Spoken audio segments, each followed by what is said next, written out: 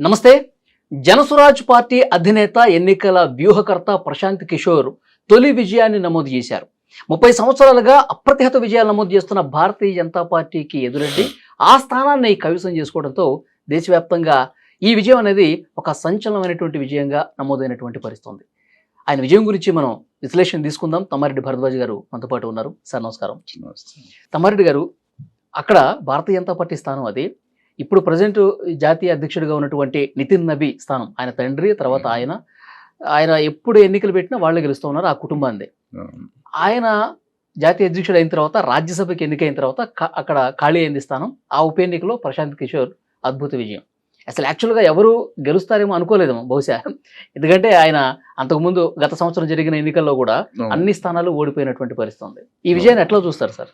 ఈ విజయం చూడటం అంటే ఇప్పుడు బాగా దేశంలోనే ఈ జంతర్ మంతర్ ఇన్సిడెంట్ అయిపోయినాక చాలా తేడా వచ్చింది ప్రజల ఆలోచన విధానంతో.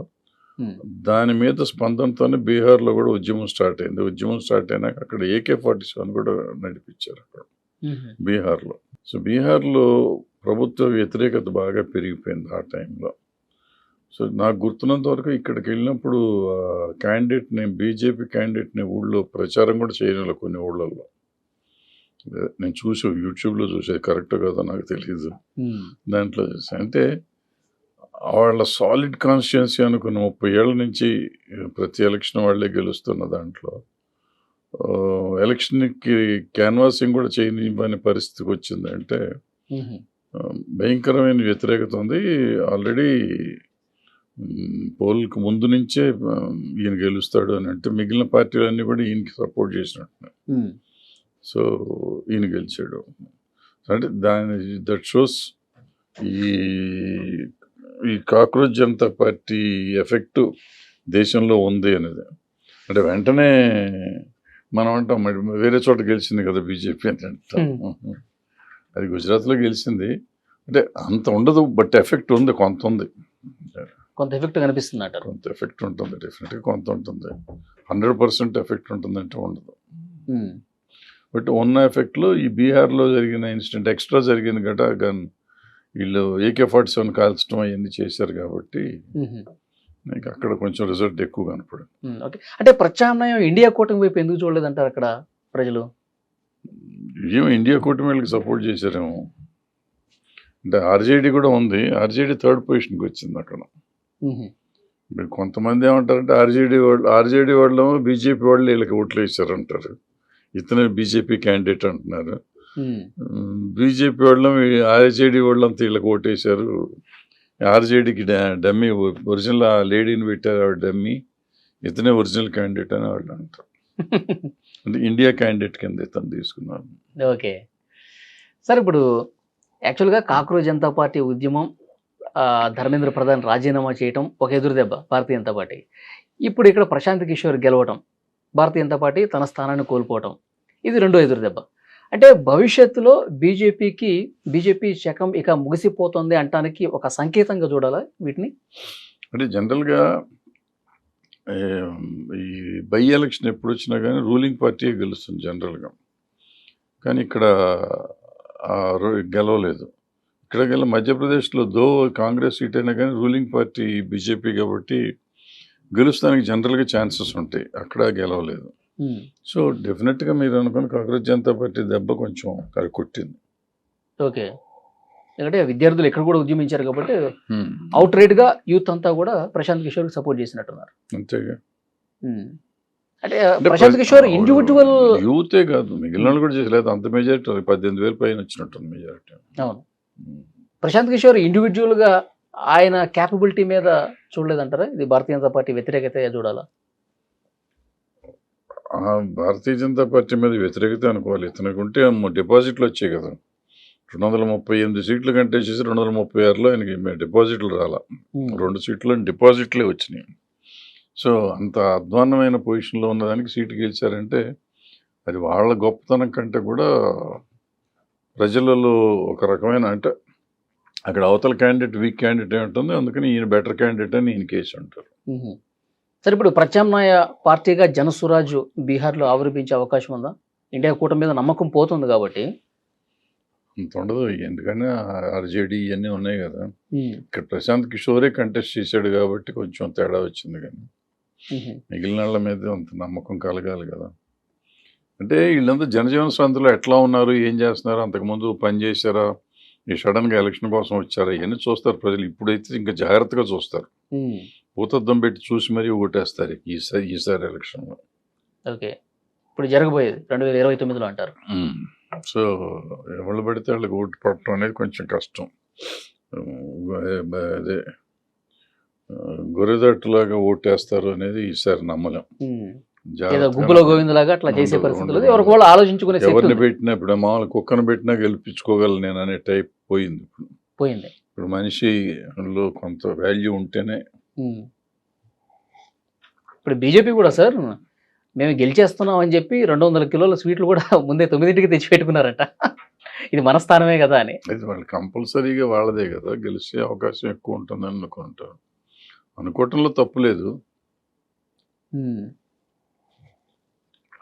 కానీ ప్రీ ఎలక్షన్కి ముందు నుంచే ప్రశాంత్ భూషణ్ గెలుస్తాడని చెప్తున్నారు. ప్రశాంత్ కిషోర్, అవును, ప్రశాంత్ కిషోర్ గెలుస్తాడని మొదటి నుంచి అంటానే ఉన్నారు. మొదటి నుంచి కాదు, ఈ కాక్రోచ్ జనతా పార్టీ ఉద్యమం స్టార్ట్ చేసిన కాడి నుంచి అంటున్నారు. ఓకే, మొదట్లో అది వాకఓవర్ రేస్ అనుకున్నదే సడన్ గా మారింది. ఈ ఉద్యమం లేకపోతే బీజేపీ లేదా కాక్రోచ్ జనతా పార్టీ ఢిల్లీలో చేయకపోయి ఉంటే అయ్యి ఉండాలి, బీజేపీని వచ్చి ఉండేదట, న్యాయంగా రావాలి. ఈయన ఎన్నికల వ్యూహకర్త కదా సార్, చాలా రాష్ట్రాల్లో చాలా మందిని గెలిపించాడు కదా, ఎందుకంటారు ఇట్లా ఆయన ఓడిపోవడం అనేది? అట్లని కాదు, వ్యూహకర్త అయినంత లోపల అతను ఒక్కడ వ్యూహంతోనే మొత్తం వీళ్ళంతా గెలిచారనేది ఒట్టి మాట. ఎప్పుడు ఎవరు గెలిచినా కానీ వాళ్ళకి ఎంతో కొంత వాళ్ళకి శక్తి ఉంటేనే ఈయన అదనంగా. ఇప్పుడు మనం సినిమా తీస్తాము, సినిమాలో దమ్ము లేకపోతే పబ్లిసిటీ చేస్తే గెలిచేస్తారా? సినిమా హిట్ అవుతుంది, అవ్వదు కదా. అట్లా ఇది కూడా ఆ పర్టికులర్ క్యాండిడేట్ కానీ ఆ పర్టికులర్ పార్టీకి కానీ ఒక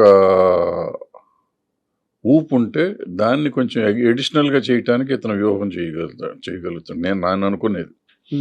అదే ఈయన చేసినవన్నీ గెలుస్తుంటే 1-2 చోట్ల పోయింది కూడా ఉంది. ఓకే, సో ఎవరు దేవుళ్ళు కాదు, ఎవరు అట్లా అనుకుంటే మీరు అడిగినట్టు ఆయనకి ఆయన చేసుకోలేనాడు, ఊరోళ్ళకి ఏం చేస్తాడు. బట్ డెఫినెట్గా ఏంటంటే జన ఆకర్షక పథకాలు సృష్టించడంలో కానీ లేదా జనాన్ని ఆకర్షిస్తానికి ఇతను ఐడియాలు ఇవ్వటం కానీ ఉంది అతని దగ్గర. సో దాని మీద కొంత మేధోమదనం చేయటం, ఆ టీం ఉండటం, ఆ టీం బాగా పనిచేయటం ఉంది. సో గెలుస్తున్న గుర్రానికి ఇంకొంచెం ఊపు తీసుకురాగలరు. సరే, భారతీయ జనతా పార్టీ కూడా ఇప్పుడు ఈ వరుసగా తగులుతున్న ఎదురు దెబ్బల మీద డెఫినెట్గా వాళ్ళు సమీక్ష చేస్తారు. ఇప్పుడు యూత్లో మనం లేము అనేసరికే నరేంద్ర మోదీ గారు ఇన్స్టాగ్రామ్ స్టార్ట్ చేశారు. వాళ్ళ క్యాబినెట్ మీటింగ్స్లో కూడా ప్రతి ఒక్కరు ఇన్స్టాగ్రామ్ అకౌంట్ ఓపెన్ చేయండి, యూత్తో కనెక్ట్ అవ్వండి, అసలు వాళ్ళకి ఏం కావాలో ఆన్లైన్లో కనెక్ట్ అవ్వండి అని కూడా ఆయన క్యాబినెట్ మీటింగ్స్లో చెప్తున్నారంట. ఇప్పుడు డెఫినెట్గా ఈ ఓటమి మీద సమీక్ష చేస్తారు. భారతీయ జనతా పార్టీ తను మార్చుకుని మళ్ళీ గెలుపు వైపు వెళ్ళే అవకాశం ఉందంటారా? డెఫినెట్గా ఎవరైనా ప్రయత్నం అయితే చేస్తారు, గెలుస్తారో కొడతారనే మనం తొందరగా too early to decide things. So చూద్దాం. ఇవాళ మనం ఏదో పండితుల్లాగా, నేను పర్టికులర్గా నేను విశ్లేషకుడిని కాదు, నేనేదో క్యాజువల్గా మామూలుగా మాట్లాడే మనిషిని నేను. సో దాని మీద నేను అంత ఆలోచించి చెప్పే అంత శక్తి నాకు లేదు. బట్ ఏదైనా ఎలక్షన్ అంత ఈజీ అవ్వదు ఈసారి నాకు తెలిసినంత వరకు. అంతకు ముందు అంత జరిగినట్టు ఈజీగా జరగదు. చూడాలి ఏం జరుగుతుందో. అంటే ఈ 2 years సస్టైన్ చేయాలి. కాక్రోచ్ జనతా పార్టీ కూడా 2 ఏళ్ళు సస్టైన్ చేయాలి. బీజేపీ 2 ఏళ్ళు ఇప్పుడు మారుతున్న మార్పు. ఇప్పుడు ఎంతో మొండిగా ఉండేవాళ్ళు మొత్తం ప్రధానమంత్రి గారు ఒక రకంగా దిగొచ్చినట్టు. అంటే అఫ్కోర్స్ మేకపోతే గాంభీర్యం చూపిస్తున్నారు. ఏది ఆయన ధర్మేంద్ర ప్రధాన్ గారు రిజైన్ చేసిన రిజిగ్నేషన్ లెటర్లో కూడా మేకపోతే గాంభీర్యం ఉంది. జనం కోసం చేయలేదు, నేను దేశం కోసం చేశాను, యువత కోసం చేశాను, అది ఏదో ఏంటి సంఘ విద్రోహ శక్తులు దీంట్లో దూరకుండా చేస్తున్నాను, దానికోసం చేశాను, త్యాగం చేశానని ఆయన చెప్తాడు.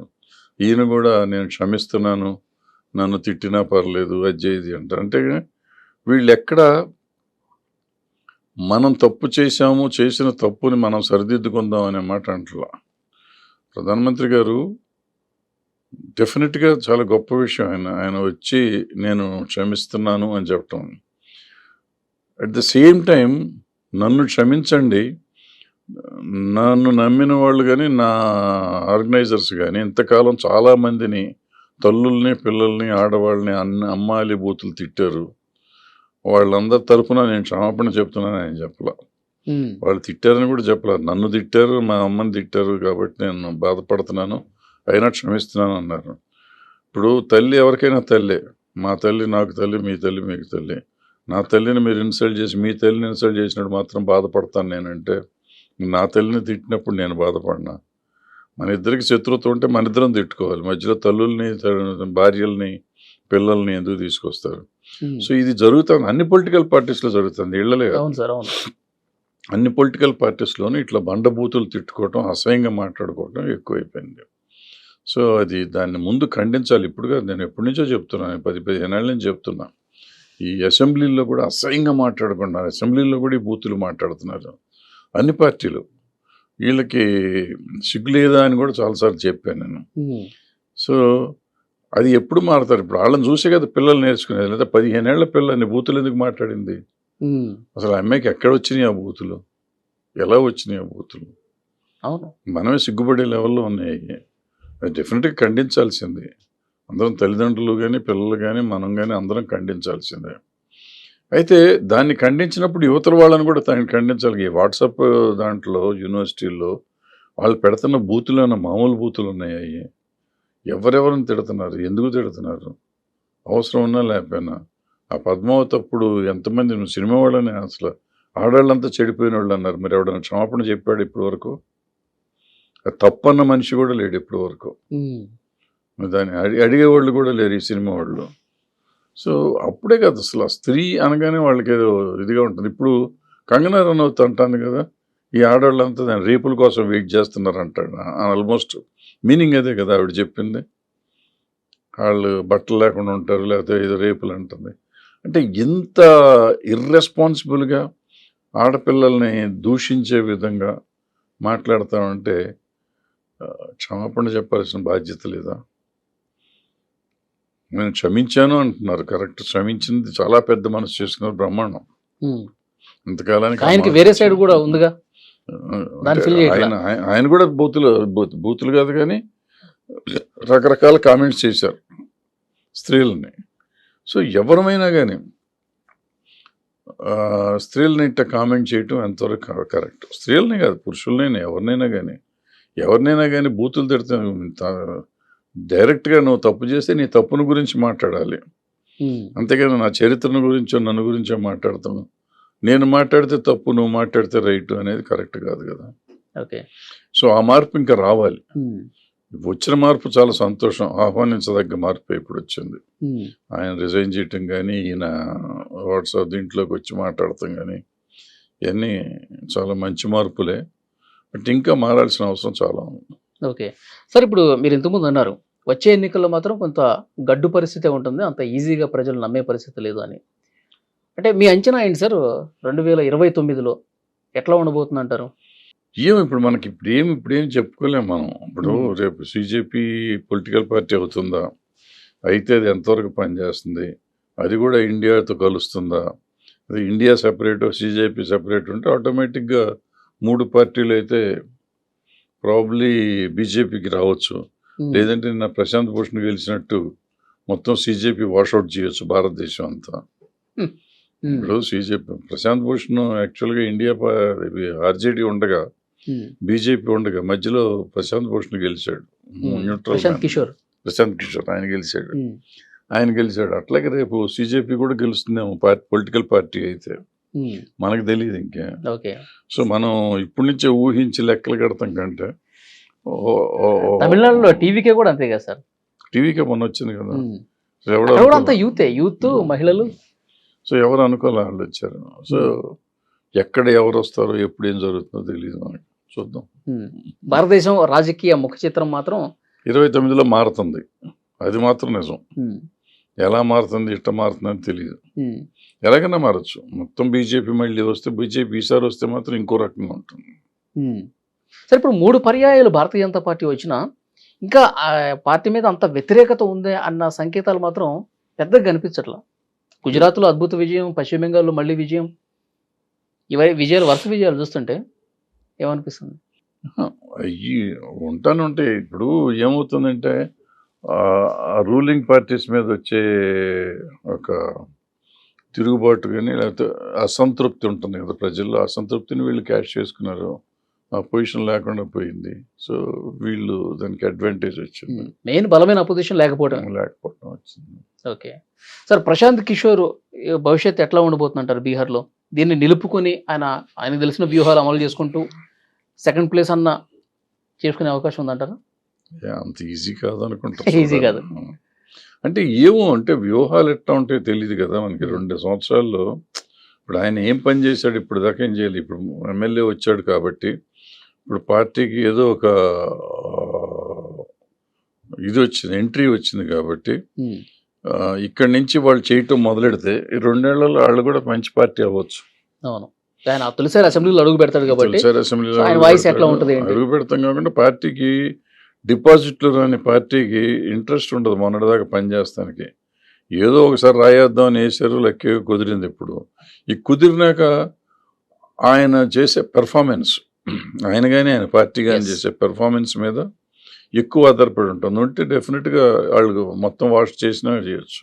ఇప్పుడు టీవీకే చేసినట్టు వీళ్ళు చేసుకున్నా కానీ మనం ఆశ్చర్యపోకర్లా. బట్ ఏదైనా పెర్ఫార్మెన్స్ మీద ఉంటుంది. ఎందుకంటే ఆర్జేడీ కానీ బీజేపీ కానీ ఆల్రెడీ ఉన్న పార్టీలు, కాంగ్రెస్ కానీ ఆల్రెడీ ఉన్న పార్టీలు. సో వాళ్ళ గురించి అందరికీ తెలుసు, వీళ్ళ సంగతి తెలీదు, వీళ్ళు ఏం చేయబోతున్నారో కూడా తెలీదు. సో వీళ్ళు చేసే పనులను బట్టి ఉంటుంది అంత.